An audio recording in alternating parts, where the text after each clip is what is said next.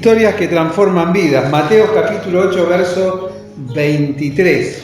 Mateo capítulo 8, verso 23.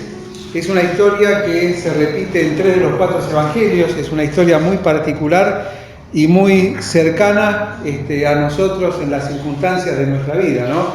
Dice el verso 23, entrando él en la barca, sus discípulos le siguieron, y aquí se levantó en el mar una tempestad tan grande que las olas cubrían la barca, pero él, Jesús, dormía. Y vinieron sus discípulos y le despertaron diciendo, Señor, sálvanos que perecemos. Él les dijo, ¿por qué teméis, hombres de poca fe?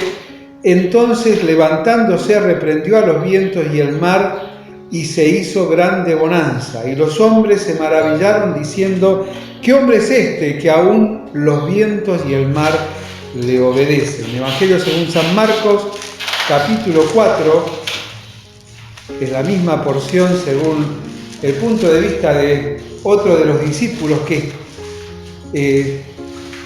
lo relata, capítulo 4, verso 35. Dice, aquel día, cuando llegó la noche, les dijo, pasemos al otro lado. Y despidiendo a la multitud, le tomaron como estaba en la barca, y había también con él otras barcas, pero se levantó una gran tempestad de viento y echaba las olas en la barca, de tal manera que ya se anegaba. Y él estaba en la popa durmiendo sobre un cabezal, y le despertaron y le dijeron, Maestro, ¿no tienes cuidado que perecemos? Y levantándose, reprendió al viento y dijo al mar, calla, enmudece. Y cesó el viento y se hizo grande bonanza. Y les dijo, ¿por qué estáis así amedrentados? ¿Cómo no tenéis fe? Entonces temieron con gran temor y se decían el uno al otro, ¿quién es este que aún el viento y al mar le obedecen? Lucas capítulo 8, y aquí tenemos el relato de alguien que no estaba en la barca, sino que escuchó la historia.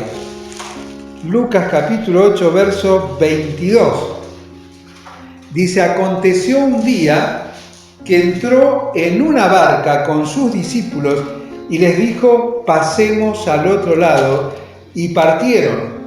Pero mientras navegaban, él se durmió, y se desencadenó una gran tempestad de viento en el lago, y se anegaban y peligraban. Y vinieron a él y le despertaron diciendo, Maestro, Maestro, que perecemos. Despertando él, reprendió al viento y las olas cesaron, y se hizo bonanza. Y él les dijo, ¿dónde está vuestra fe?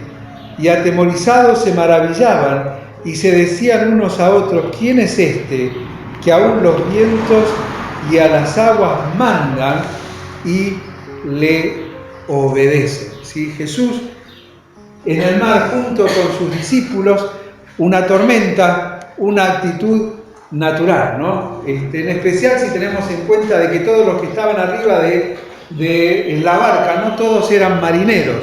Pero es interesante entender el contexto en el cual suceden estas cosas. Cuando leíamos en el Evangelio según San Mateo, en el capítulo 8, vemos que del versículo 1 hasta ese capítulo, el Señor Jesucristo estaba con ellos en el monte. Dice que había llevado a sus discípulos al monte. ¿Y qué hizo en el monte? Les dio lo que conocemos como el sermón del monte, ¿sí? Las bienaventuranzas y demás. Fue un discipulado directo, un discipulado personal de Jesús con sus discípulos, donde en el monte. El monte en la Biblia es sinónimo de comunión, de relación con Dios. Jesús mismo estaba con ellos. Pero dice que cuando descendieron precisamente al valle, lo que arranca el capítulo 8 diciendo es que Jesús muestra su poder.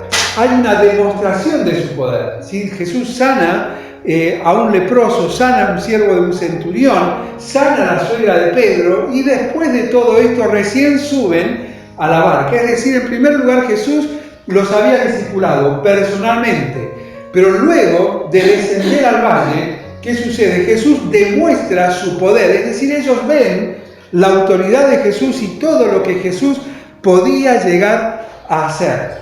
Pero terminado ese momento especial y particular, Jesús lo lleva a una circunstancia cotidiana. Le dice, bueno, pasemos al otro lado, vamos a avanzar.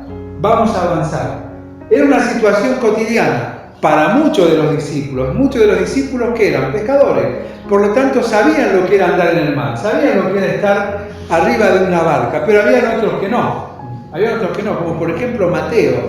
¿Qué hacía un contador arriba de un barco? Que haría lo que seguramente haría yo, ¿sí? Agarradito del asiento, con miedo porque no era lo suyo eran los números. Y seguramente que siendo lo suyo los números, antes de subirse calculó, bueno, si de 13 que somos acá, 8 al menos saben manejar esto y la probabilidad de que llegue al otro lado es muy buena. Entonces se subió y no se agarraba tan fuerte. Los números eran lo de él, sin embargo dice que se levantó una gran tormenta. Pero Jesús le marcó la dirección, hay que ir al otro lado. Dios nos marca a nosotros una dirección también. Dice el apóstol que nosotros somos peregrinos y extranjeros y nosotros no tenemos ciudad permanente, sino que tenemos una por venir. ¿Dónde está? Del otro lado. Dice Jesús, vamos al otro lado, tenemos una dirección particular, nosotros debemos avanzar, nuestra vida debe reflejar precisamente que nosotros avanzamos, no que nos estancamos, no que miramos hacia atrás, porque precisamente mirar hacia atrás y tener hacia atrás siempre en nuestra mente y en nuestros labios es precisamente la demostración de que nos hemos estancado, de que no crecemos, aun cuando quizás conocemos mucho. Porque miramos las glorias pasadas y queremos vivir como en aquellos tiempos. Y no nos damos cuenta de lo que dice la palabra de Dios, que estos tiempos son mejores que los anteriores. ¿Por qué? Porque estos tiempos, en primer lugar, la misericordia de Dios se manifiesta de una manera distinta. Y se manifiesta de una manera distinta en segundo lugar, ¿por qué? Porque me da la vida. Tengo vida. Es decir, hoy es el día. Decía el salmista David, dice, este es el día que hizo Jehová, nos gozaremos y nos alegraremos en él. ¿Cuál es este día? El que hizo Jehová es este. No fue aquel día. No fue un día en la semana, es el día que hizo Jehová. La pregunta es, ¿qué decido yo hacer en el día que ha hecho Dios? En este día. Y si me regala un nuevo día, ¿qué decido hacer? ¿Sigo mirando hacia atrás? Si sigo mirando hacia atrás, tengo quejas del presente y obviamente el porvenir, ¿cómo lo veo? Peor que el de ahora. Peor que el de ahora. Pero Jesús dice, vamos allá, hay una dirección concreta, una dirección particular, vamos hacia otro lugar. Y la palabra de Dios nos dice que ese lugar al que vamos es mucho mejor que este. Por eso el apóstol Pablo en Romanos 8 dice, mas tengo por cierto que las tormentas que se levantan mientras vamos hacia el otro lado, dice, no son comparables con la gloria venidera que en nosotros ha de manifestarse el día en que Cristo se ha manifestado. Eso habla de una persona que avanza, no de una persona que está estancada. Pablo nunca se quejó de sus cadenas, de su prisión. Él siempre miró más adelante. Inclusive hablando de su vida, él decía, yo ya estoy expuesto. Mi vida está expuesta. Pero prosigo hacia dónde, hacia esa meta, aun cuando eso le iba a costar su vida. Pero él avanzaba. ¿Por qué? Porque debía de pasar hacia el otro lado. Y aparece precisamente la barca como el único medio para cruzar a dónde, hacia el otro lado. Nosotros también de la misma manera tenemos un único medio para pasar hacia el otro lado. ¿Cuál es? Mi vida. Es mi vida. No hay otra manera de que yo avance si no me hago cargo y responsable de mi propia vida. Y haciéndome cargo de mi propia vida, entender de que en primer lugar Dios me ha marcado un camino nuevo y en ese camino nuevo yo tengo que pasar hacia el otro lado. Tengo que pasar hacia el otro lado. Cuando nosotros viajamos, ¿sí? Cuando salimos a la ruta, hay una de las cosas que a mí me asusta un poco, cuando voy a un lugar cuya ruta no conozco. ¿Por qué? Y porque pueden pasar muchas cosas. Me puedo perder, no sé el estado de la ruta, no sé si hay pozos, si no hay pozos, si hay animales. No tengo idea absolutamente de lo que me espera. Pero sin embargo avanzamos. De la misma manera, ¿no? Hasta en el trabajo vamos hacia un nuevo desafío y procurás llegar o no. Y más si te tienen que pagar. Y sí. Y hay que olvidar de los pozos y demás. Va despacio porque querés esquivarlo. Bueno, Dios tiene algo maravilloso para tu vida y para la mía porque somos sus hijos. La pregunta es: ¿por qué no avanzamos? ¿Por qué le tenemos miedo a este camino que no conocemos, pero que dice en Efesios 2 que Dios trazó de antemano para que nosotros andemos por él?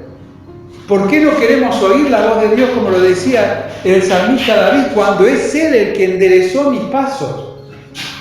Es Él el que me encaminó conforme a sus propósitos, no he sido yo. Y Él nos dice: pasemos hacia el otro lado. Y es interesante porque dice pasemos, pero no habla de su deidad, no habla de que yo soy Dios, Dios Padre, Dios Hijo y Espíritu Santo, y los tres somos uno, no. Le estaba hablando al conjunto, a cada uno con sus miedos, con sus temores, con sus habilidades.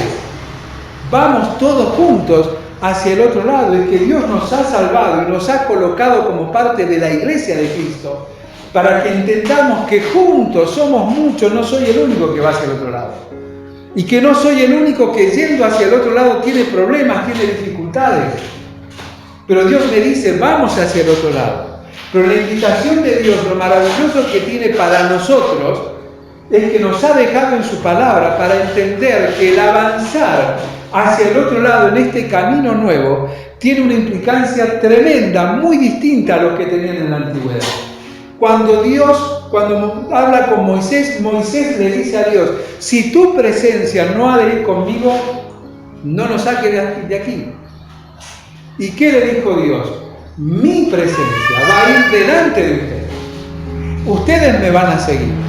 Pero cuando los llevó al otro lado, a la puerta, para cruzar al otro lado del Jordán, a las puertas de la tierra prometida, Dios cambia la dinámica de compañía y de dirección con Josué. Porque Dios le dice a Josué: yo no voy a ir delante tuyo. Le dice algo más grande todavía: donde tú vayas, yo iré. Donde tú vayas, yo iré. En Josué 1:9.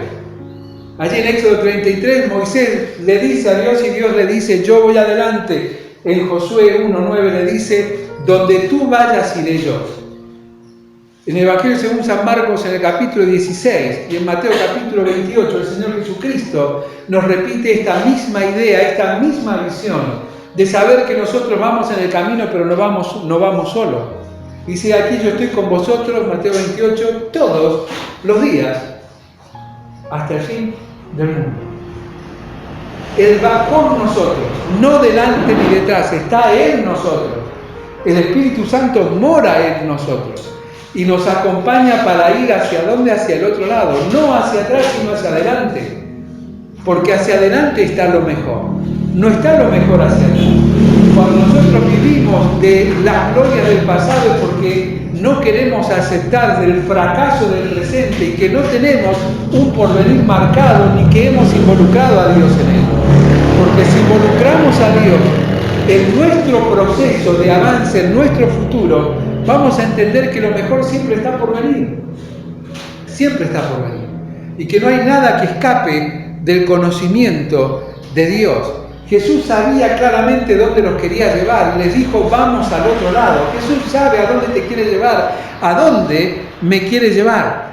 Él no cambia el camino, pero nos quiere hacer entender que precisamente las circunstancias de angustia y de miedo en nuestros corazones no es el deseo ni el anhelo de Dios, sino que es el resultado de mis propias decisiones. Él ya lo decía a través del profeta Isaías, el profeta Jeremías también, que nosotros tenemos un camino que elegimos en la mayoría. Y dice en Isaías 53, todos a una nos hemos desviado, cada cual se apartó por su camino. Pero Él sabe hacia dónde quiere llevarnos. El salmista en el Salmo 31, verso 3, decía: guíame por tu camino, guía mis pasos conforme a tus propósitos. ¿Por qué? Porque el salmista entendía que el fracaso de la elección de los caminos no era de Dios, sino era propia. Y necesitaba que precisamente Dios fuese quien le guiara. Ya en el pueblo de Israel, en Deuteronomio capítulo 10, versos 2 y 13, Jesús le decía: ¿qué es lo que pide Dios de ti? Que andes en sus caminos, decía. Que andemos en sus caminos, no en los nuestros. Y los caminos de Dios no son difíciles de cumplir. ¿Quiénes lo hacen difícil de cumplir? Nosotros. Porque somos nosotros los que ponemos exigencia para otros porque nos comparamos, y mirá lo que hace fulano, mengano y sultano, y también creyendo que hay un marco en el cual podemos medirnos como buenos o malos cristianos. Sin embargo, no es así. El camino que Dios ha trazado para cada uno de nosotros es distinto, pero tiene un mismo fin.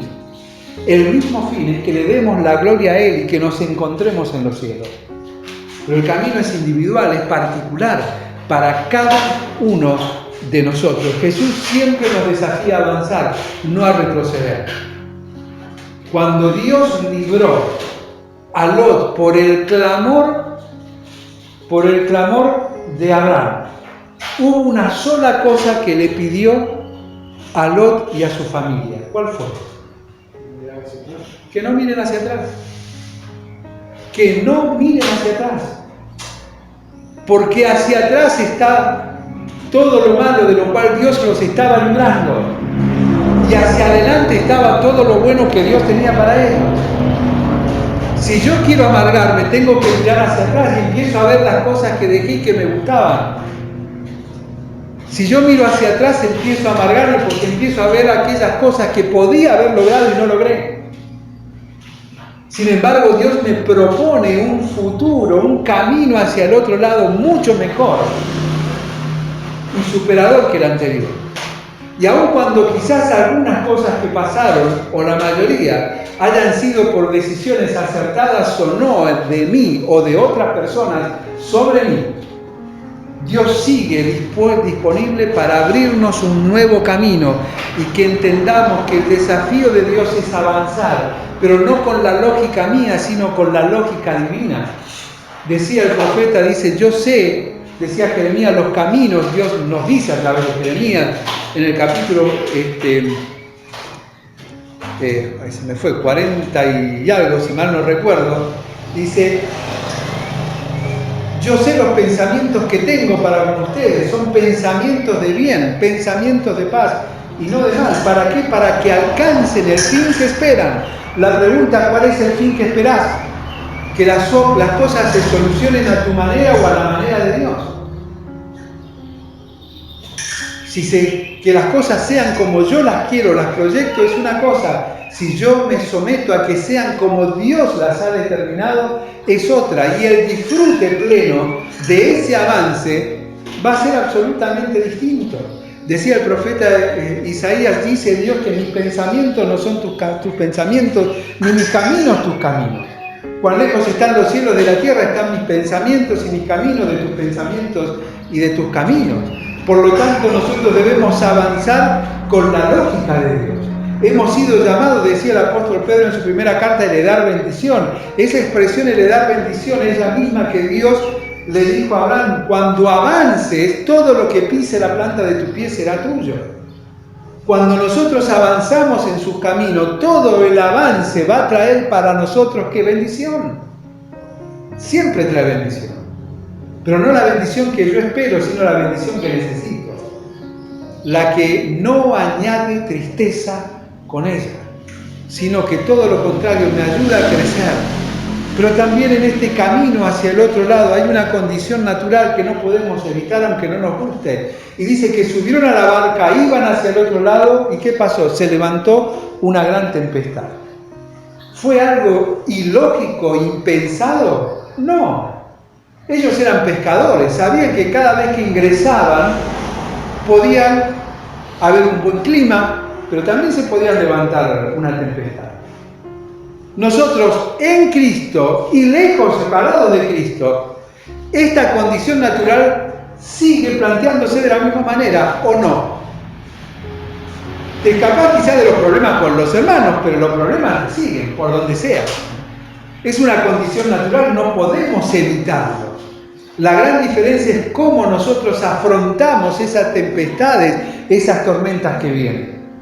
Porque cuando estamos andando en el camino, yendo hacia el otro lado, avanzando, las enfrentamos con Dios, sostenidos en Él, mientras que del otro lado estamos dependiendo de nuestras propias fuerzas, aun cuando nos acordamos de Dios y le pedimos a Dios que nos ayude. Pero le hacemos peticiones a Dios sin nosotros entender que nosotros debemos asumir un compromiso. ¿Por qué? Porque Dios obra cuando yo hago hasta lo último de acuerdo a mis posibilidades. Ahí obra Dios. Y aun cuando Dios nos sostiene y nos hace salir adelante, lo hace para preservarnos la vida y para que entendamos que es necesario volver a sus caminos. No hay manera de evitar que a nuestro alrededor, se levanten crisis, se levanten tormentas. No hay manera. En Hebreos capítulo 11 tenemos el gran listado de los hombres de la fe, pero en el verso 36 en adelante habla de aquellos sin nombre que aún andando en los caminos de Dios, dice que no alcanzaron el fin que ellos esperaban. Pero Dios preparó algo mejor para que fuesen perfeccionados, para que fuesen hechos completos. Y eso algo mejor, Él estaba precisamente donde, en su presencia. Ellos avanzaron, no se quedaron. En Juan capítulo 17 el Señor Jesucristo ora por vos, ora por mí, que dice: te pido por estos y por los que han de creer, es decir, nosotros, no que los quites del mundo, sino que los guardes de la tempestad, que los guardes del mal. Y en la tempestad es interesante porque en los relatos siempre se repite lo mismo. Dice que la tormenta de afuera salpicaba ¿dónde? Adentro. La tormenta de afuera salpicaba adentro. Y a veces nosotros procuramos, si pudiéramos cambiarnos de barca o de salir de la barca, como si esa fuese la solución. Los problemas de afuera ingresaban en la barca, dice, de manera que la misma se anegaba. Y ahí comenzamos nosotros a tomar nuestras propias decisiones, a tomar y tener nuestras propias reacciones. Fíjense que en todo este contexto, ¿dónde estaba Jesús? En la barca. Pero ¿cómo estaba? Durmiendo. Y el resto, desesperado. Hablábamos del contador de Mateo. ¿Cómo habrá estado Mateo? Más agarrado, ¿sí? Un hoyo le debe haber hecho a la madera, ¿no? Bien agarradito ahí. Y diciendo: estos inútiles no nos pueden sacar de acá, tanto que eran pescadores, no nos pueden sacar de acá. Y los otros ocupados en mantener la barca estabilizada, diciendo: y este que no hace nada, miedoso. Pero ni el miedoso ni los otros se percataron que adentro de la barca, ¿quién estaba? Jesús. ¿Hasta cuándo? Hasta que no les dieron más la fuerza. Y ahí fueron a Jesús. ¿Pero cómo fueron a Jesús? ¿Contentos? Fueron enojados. Jesús, ¿no ves? ¿No te das cuenta? ¿No entendés lo que nos está pasando? Como si la culpa de todo fuese de Jesús. Y Jesús descansaba, dormía. ¿Por qué? ¿Por qué descansaba? Y porque no era una situación fuera de lo común en el mar. Las tormentas iban a estar. Las tormentas iban a estar. El punto está en cómo las enfrentamos. Ellos querían evadir la crisis, ese era su objetivo. Querían evadir la crisis. Después decir: bueno, menos mal que de esta zafamos, ¿no? Salió esto, hicimos lo otro, acomodé acá, allá y zafé. Ese era su deseo. Llegar al otro lado con la solución era la satisfacción, el orgullo, ¿no? Y bueno, nos costó, pero lo hicimos. Estaban siempre detrás de ellos, no detrás de Dios. Ellos no querían reconocer, limpiar su propio error. La obsesión era que ellos no tenían que ser los culpables. Y de hecho no lo eran, era una circunstancia natural. Iban a haber problemas. Pero estas tres cosas se repiten en nuestras acciones cuando estamos en medio de una dificultad. Y del último que nos acordamos es de aquel que está en la barca. Él está en mí. Y Él está tranquilo. ¿Por qué? Porque Él es soberano y Él está en control de todo. ¿Quién está intranquilo? Yo. ¿Por qué? Porque hablo de un Dios. Porque digo creer en un Dios en el cual realmente no creo y no conozco. Porque si le creyera, descansaría en que Él está en control. Y estaría junto a Él, hablando con Él, desde el primer momento de la tormenta.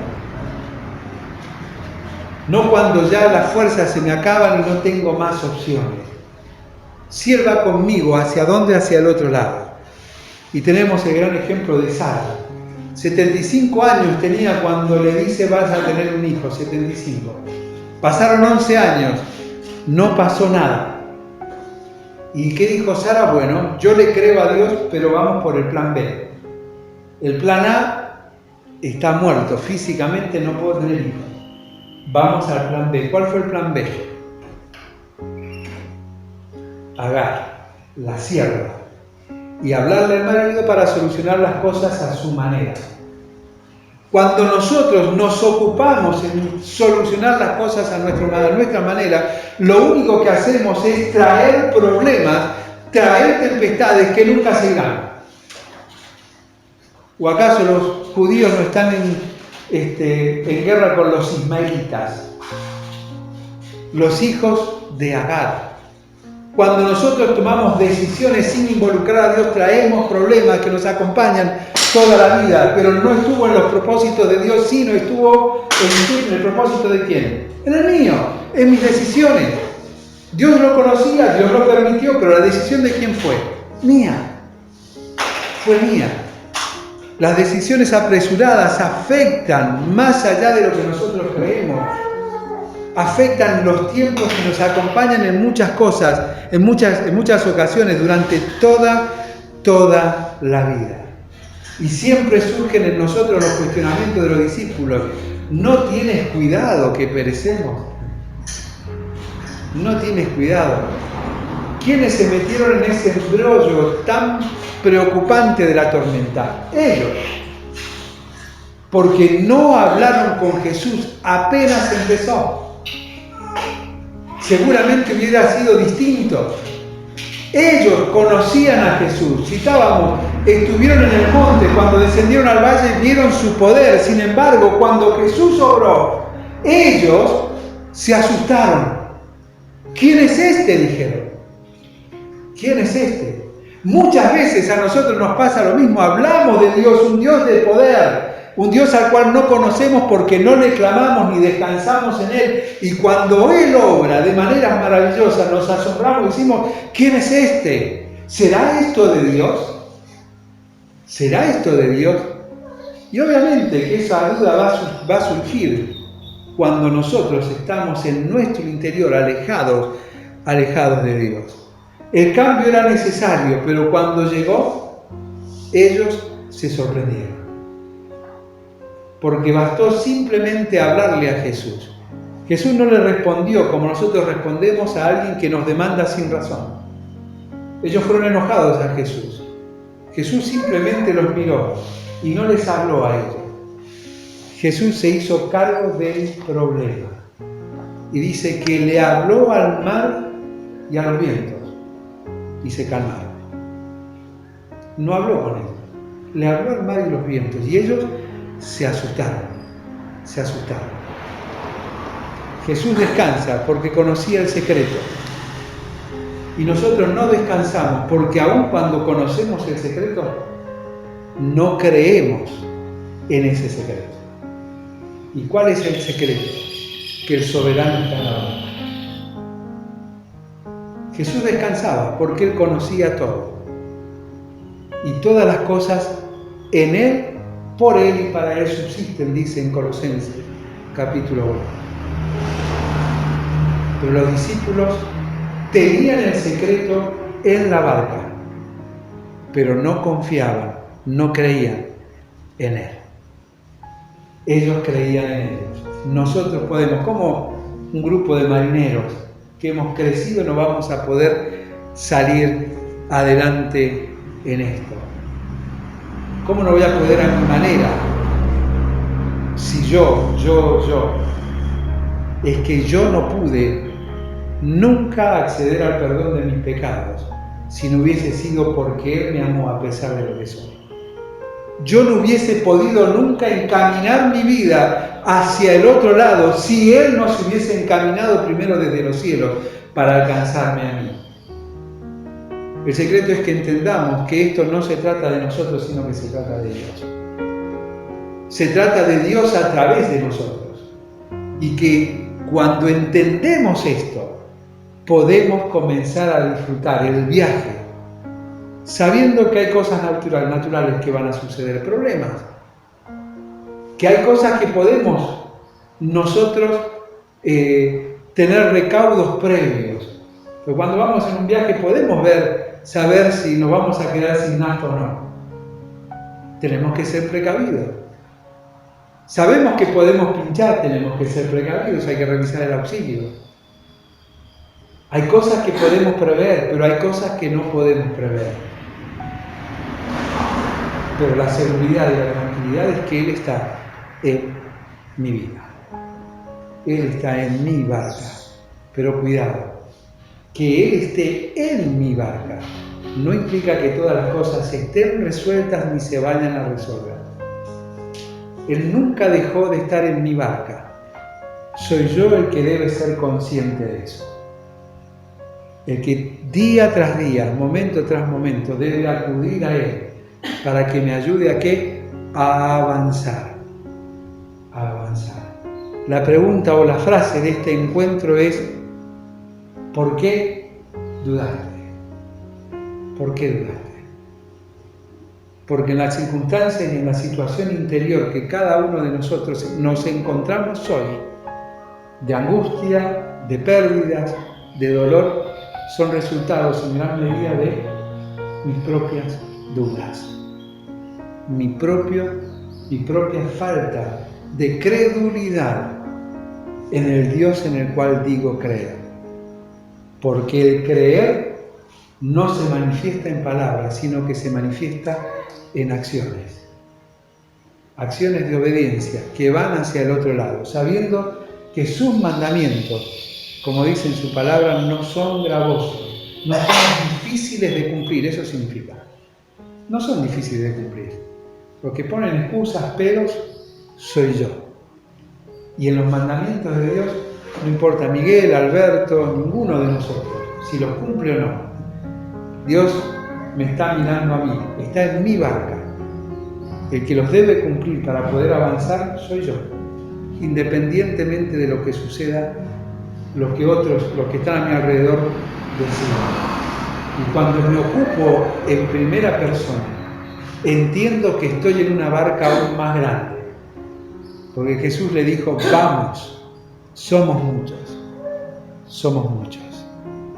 Hay un viejo himno que dice: la nave evangelista marcha hacia Canaán, hablando de la Canaán celestial. Dice: embárcate conmigo. Hay muchos que se han embarcado, los que embarcarse quieran, vamos hacia el otro lado. Vamos hacia el otro lado.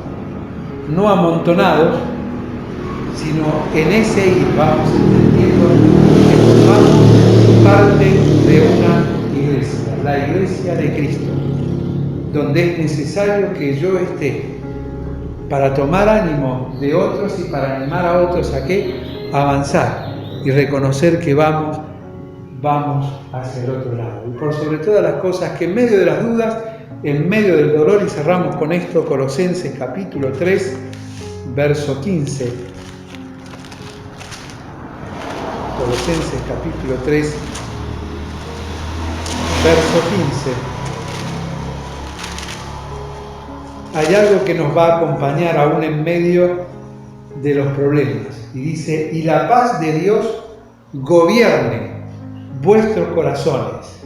Y la paz de Dios gobierne vuestros corazones. Pero para que la paz de Dios gobierne mi corazón, debo leer hacia arriba y debo leer hacia abajo. Porque me habla de vivir el cambio de Dios. Me habla de vestirme con la vestidura que Dios me ofrece.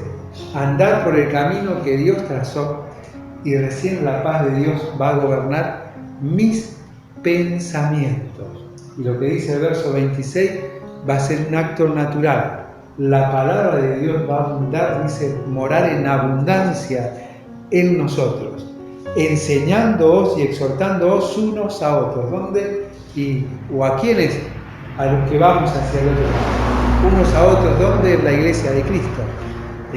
Juntos, siendo alentados y alentándonos a otros, sabiendo que vamos hacia el mismo lugar. Tenemos caminos diferentes porque Dios nos ha trazado en nuestras vidas cotidianas cosas diferentes, pero un mismo objetivo: y nos ha dejado lugares y momentos para que todos juntos podamos gozarnos y alentarnos los unos a los otros. Como decía Pablo a la iglesia en Tesalónica, alentados unos a otros, los que van hacia el otro lado, con estas palabras. ¿Cuáles eran estas palabras? Cristo viene. Cristo viene. Oramos.